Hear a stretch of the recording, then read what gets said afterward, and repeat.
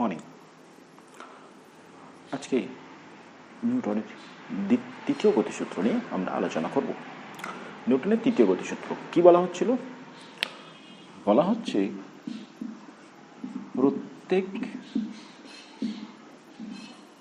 ক্রিয়ারই সমান ও বিপরীত প্রতিক্রিয়া আছে। প্রত্যেক ক্রিয়ারই সমান ও বিপরীত প্রতিক্রিয়া আছে, অর্থাৎ যার কেউ নেই তার ভগবান আছে। বিষয়টা কিরকম? বিষয়টা হচ্ছে, ধরো একটা তলের ওপরে একটি ব্লক আছে। এই ব্লকটার উপরে আমি একটা ঠেলা দিলাম, মানে কি দিলাম? বল দিলাম। এটাকে যদি আমরা ক্রিয়া বলি, অর্থাৎ আমি যেটা দিয়েছি, এই ব্লকটা আমাকে একটি বিপরীত দিকে ঠেলা দেবে, যেটাকে আমরা বলছি প্রতিক্রিয়া। তাহলে কি হলো? এটা যদি ক্রিয়া হয়, আমি ঠেলাটা দিলাম, এটা যদি ক্রিয়া হয়, এ আমাকে যেটা দেবে সেটা প্রতিক্রিয়া। সেটা কিরকম হবে? সমান মানের হবে। এবং দেখো, এটা যেদিকে প্রতিক্রিয়া তার বিপরীত দিকে। এইরকম অনেক উদাহরণ আমাদের দৈনন্দিন জীবনে আমরা দেখতে পাই। নিউটন তাই বলেছেন, প্রত্যেক ক্রিয়ারই যেখানেই ক্রিয়া থাকবে সেখানেই প্রতিক্রিয়া থাকবে, এবং ক্রিয়া এবং প্রতিক্রিয়া সমান হবে, বিপরীত হবে। সমান এবং বিপরীত। যেমন ধরো, একটা বন্দুক ছোড়া হচ্ছে, যা বন্দুকের ট্রিগারটা টেপা হলো, বন্দুক থেকে গুলিটা বেরোলো। গুলিটা বেরোনোর সাথে সাথে বন্দুকটা পেছনের দিকে পিছিয়ে এলো। কেন?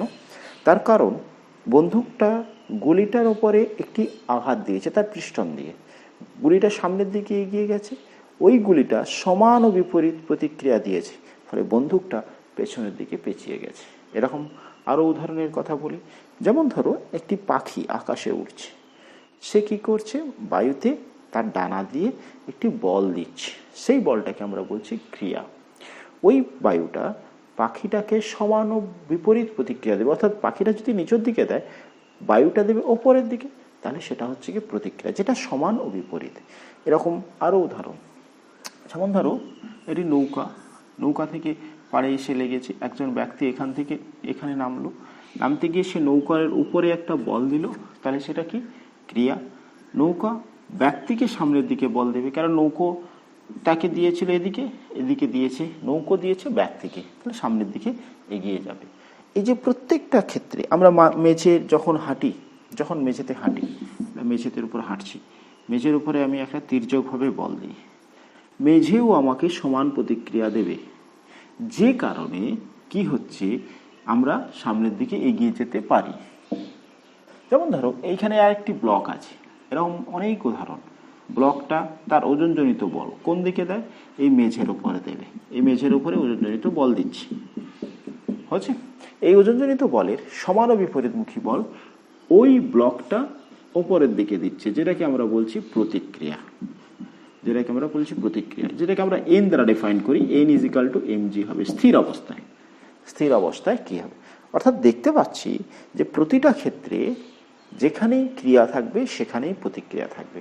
এক্ষেত্রে আরেকটি সাধারণ ধারণা দিতে হবে, সেটা হচ্ছে কি, ক্রিয়া এবং প্রতিক্রিয়া প্রতিটা ক্ষেত্রে দেখো, নৌকোটাকে ব্যক্তি দিচ্ছিল, ব্যক্তিকে নৌকো দিচ্ছিল, তাহলে ক্রিয়া, আরেকটা নোট ডাউন করো, ক্রিয়া এবং প্রতিক্রিয়া সর্বদা ভিন্ন দুটি বস্তুতে প্রযোজ্য হয়।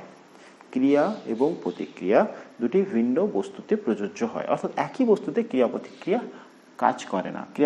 ক্রিয়া যদি একটা বস্তুর ওপর হয়, প্রতিক্রিয়া একটা বস্তুর ওপরে হয়, হচ্ছে। এরকম প্রশ্ন থাকে। কীরকম প্রশ্ন থাকে? এর অ্যাপ্লিকেশন প্রশ্ন।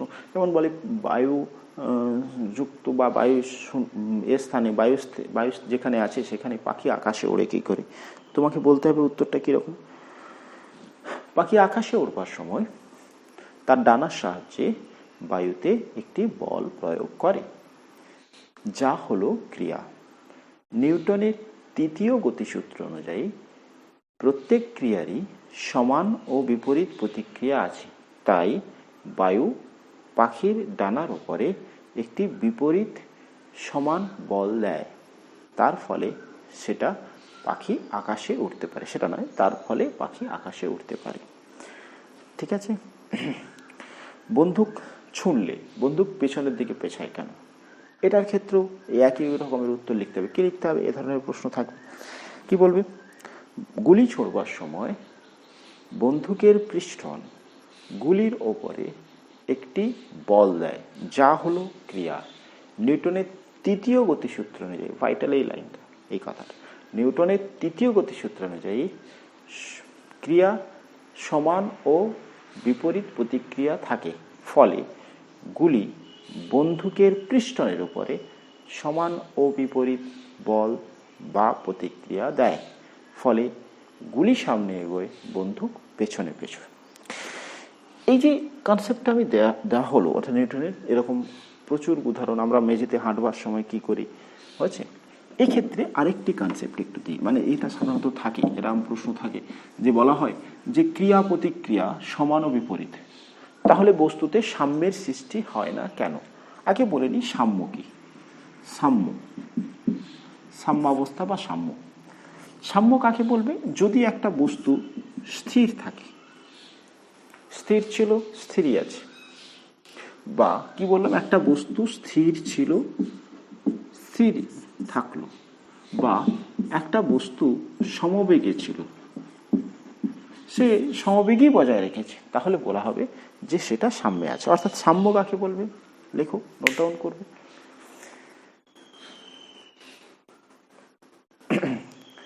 স্থির বা সমবেগে চলমান বস্তু সাম্যে আছে বলা হয়।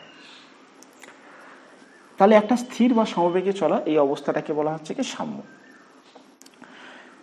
তাহলে একটা বলা হচ্ছে যে ক্রিয়া প্রতিক্রিয়া সমান ও বিপরীত, তাহলে ক্রিয়া এবং প্রতিক্রিয়া প্রযুক্ত হলে বস্তুতে সাম্য সৃষ্টি হয় না কেন? মানে আমি এই ব্লকটার উপর একটা ঠেলা দিলাম, মানে কি দিলাম আমি বলে দিচ্ছি, এটা ক্রিয়া দিলাম, তাহলে এই প্রতিক্রিয়া তো দিচ্ছে যেটা সমান। আমি অনেকগুলো বল ক্রিয়া হচ্ছে, যেমন দিয়ে একটা বস্তু নিট বল যদি শূন্য হয়, অর্থাৎ মোট বল যদি শূন্য হয়, তাহলে বস্তুটার মোট বল শূন্য, মোট বল শূন্য। তাহলে কি বলা হয়েছিল? স্থির বস্তু স্থির থাকবে, সমবেগে চলমান বস্তু সমবেগে থাকবে, অর্থাৎ বস্তুটা কি অবস্থায় থাকবে? সাম্য অবস্থায় থাকবে। অথচ একটা বস্তুতে বল দিলে সেই বলটা যদি এফ হয়, ওই বলটা প্রতিক্রিয়া দিচ্ছে আরেকটা যেটা সমান ও বিপরীত। আমি অনেকগুলো দড়ি টানাটানি খেলা, এরকম একটা দড়ি টানাটানি খেলা হচ্ছে, একজন এদিকে টানছে একজন এদিকে টানছে, যে বলে এদিকে টানছে সেই বলে সে এদিকে টানছে, তাহলে দুইটা কি হবে? একই জায়গায় স্থির থাকবে। অর্থাৎ দুটো বল যদি কাজ করে, দুটো বল সমান ও বিপরীতমুখী হয়, তাহলে সেক্ষেত্রে বস্তুটা সাম্যে থাকবে, মানে নিট বল অর্থাৎ মোট বল সেক্ষেত্রে শূন্য হবে। অর্থাৎ দুটো সমান ও বিপরীতমুখী বল যদি ক্রিয়া হয় তাহলে সাম্য হবে। কিন্তু ক্রিয়া প্রতিক্রিয়া কাজ করলে বস্তু সাম্যে থাকে না কেন? মন দিয়ে দেখো, এখানে একটি বস্তুর ওপরে এদিক থেকে একটা বল, এদিক থেকে একটা বল, এই বলটা এফ এবং এই বলটা এফ, দুটো সমান মানে, কিন্তু দেখো এই বলটা যেদিকে, এই বলটা তার বিপরীত দিকে, তাই বস্তুটার উপরে নিট বল কত? F net is equal to 0। দুটো বলই কার উপরে কাজ করছে? এই বস্তুটার উপরে। কিন্তু ক্রিয়া এবং প্রতিক্রিয়া দুটি ভিন্ন বস্তুতে কাজ করে। আমি সেটাই বলেছিলাম এক্ষুনি, যে একটা বস্তুর সাম্যে থাকতে গেলে তাহলে প্রশ্নটা কি লিখবে? প্রশ্নটা কি হবে না, ক্রিয়া এবং প্রতিক্রিয়া সমান ও বিপরীতমুখী হওয়া সত্ত্বেও বস্তু সাম্যে থাকে না কেন? কে লিখবে? লেখো। ক্রিয়া ও প্রতিক্রিয়া দুটি ভিন্ন বস্তুতে প্রযুক্ত হয়, তাই ক্রিয়া ও প্রতিক্রিয়া সমান ও বিপরীত হওয়া সত্ত্বেও বস্তু সাম্যে থাকে না। কারণ বস্তুকে সাম্যে থাকতে গেলে তার ওপর মোট বল শূন্য হতে হবে, এক্ষেত্রে তা হয় না। হয়েছে? আচ্ছা, হলো। আচ্ছা, এবারে আমি আসছি, এরকম অনেক উদাহরণ আছে যেক্ষেত্রে আমরা দেখব যে ক্রিয়া প্রতিক্রিয়া সমান হয়। আমরা এবারে একটা জিনিস, একটা বিষয়ে আমরা বলবো, সেটা হচ্ছে কি নিউটনের তৃতীয় গতিসূত্র, এটার গাণিতিক রূপ। যদি F1 ক্রিয়া হয়, কি বলা হচ্ছে, তাহলে প্রতিক্রিয়া যদি F2 হয়, বলা হচ্ছে দুটো সমান হবে। হচ্ছে সমান। F কি? এটা বল। স্কেলার রাশি না ভেক্টর রাশি? বল ভেক্টর রাশি।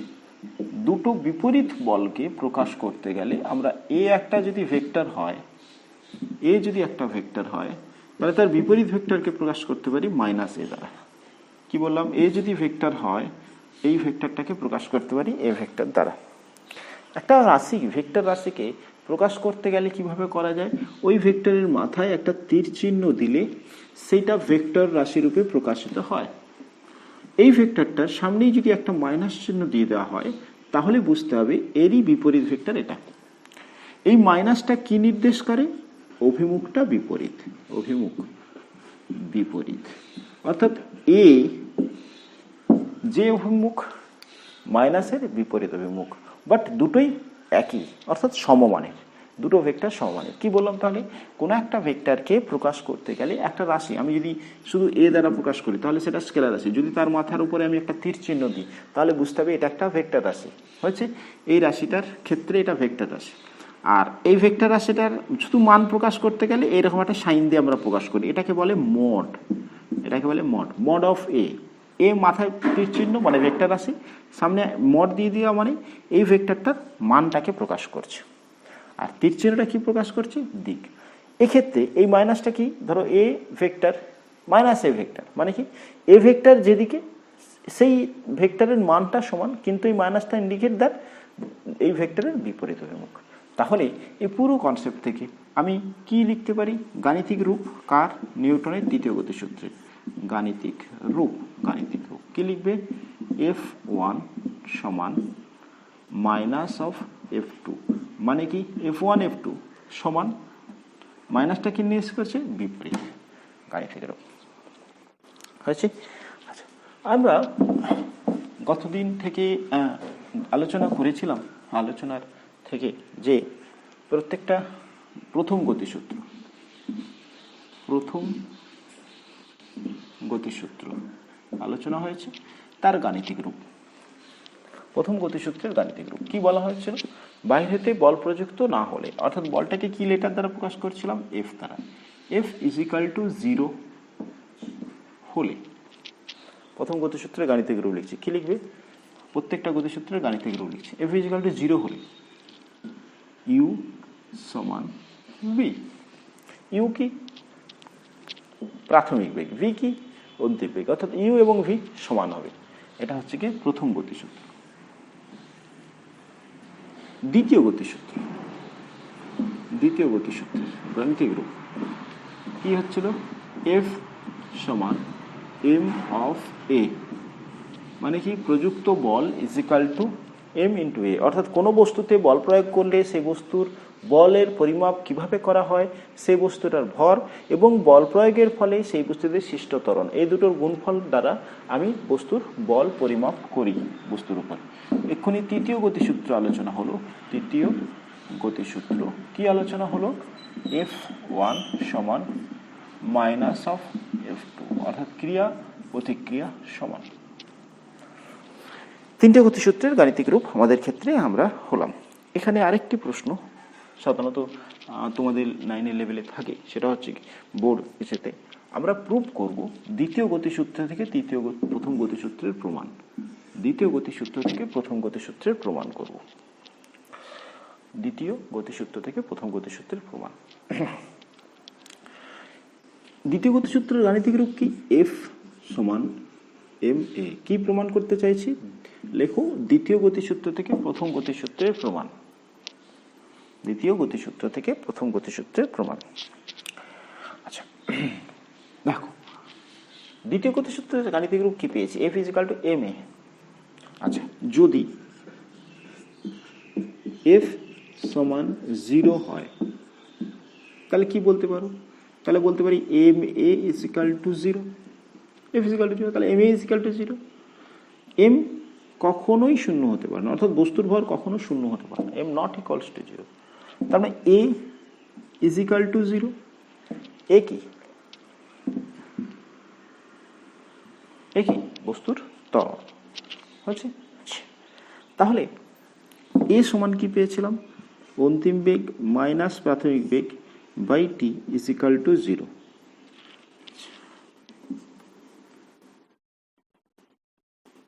তাহলে V minus U is equal to 0।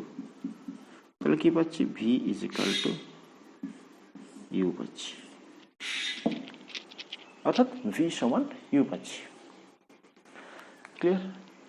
এইটাই দেখো, যখন এফ ইজিক্যাল টু 0 তখন ভি সমান ইউ, মানে কি? সেটা প্রথম গতিসূত্র প্রমাণ হলো। এটা ম্যাথামেটিক্স, ছোটোখাটো একটু একটু করে লেখা লিখতে হবে।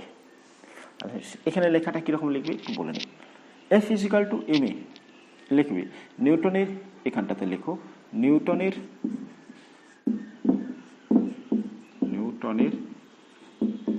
দ্বিতীয় গতিসূত্র থেকে পাই। দ্বিতীয় গতিসূত্র থেকে পাই এখানটাতে সমান পাই কি পাই? F equal two M A. এখানটাতে লিখতে হবে, যেখানে নোট দাও এফ প্রযুক্ত বল, এম বস্তুর ভর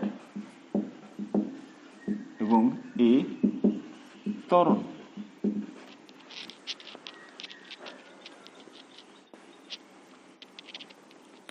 হচ্ছে এফ ত্বরণ মানে এ ত্বরণ হচ্ছে করে এসছো। তাহলে যদি এফ ইজিক্যাল টু 0 হয়, এটা তুলেছো, তারপরে তোলো M A is equal to 0, M not equals to 0, A is equal to 0, that is is equal to এটা। এখানটাতে লিখবে ইউ ও ভি হলো এখানটাতে প্রাথমিক ও অন্তিম বেগ। প্রাথমিক ও অন্তিম বেগ হচ্ছে। এখানটাতে এলে আসার পর লিখবে, অর্থাৎ এফ ইজিক্যাল টু 0 হলে ভি ইজিক্যাল টু ইউ হচ্ছে। যদি ইউ ইজিক্যাল টু 0 হয়, ভি ইজিক্যাল টু 0, এবং ইউ এর যদি মান থাকে ভি এরও তাই মান থাকবে, ভি এরও তাই মান থাকবে। অর্থাৎ প্রযুক্ত বল যদি 0 হয়, স্থির বস্তু স্থির এবং সমবেগে চলমান বস্তু সমবেগে চলতে থাকবে। তাহলে লাস্ট লাইনটা কি লিখবে? প্রযুক্ত বল যদি 0 হয়, স্থির বস্তু স্থির এবং সমবেগে চলমান বস্তু সমবেগে চলতে থাকবে হয়েছে, যা নিউটনের প্রথম গতিসূত্র। ক্লিয়ার? আচ্ছা, আরেকটা পার্ট এখানটাতে তোমাদের জন্য আমি আলোচনা করে দেবো। এটা নেক্সট দিন আমি প্রবলেম কোনো জায়গায় দেখাবো, প্রবলেম করবো। আচ্ছা, এবারে আসছি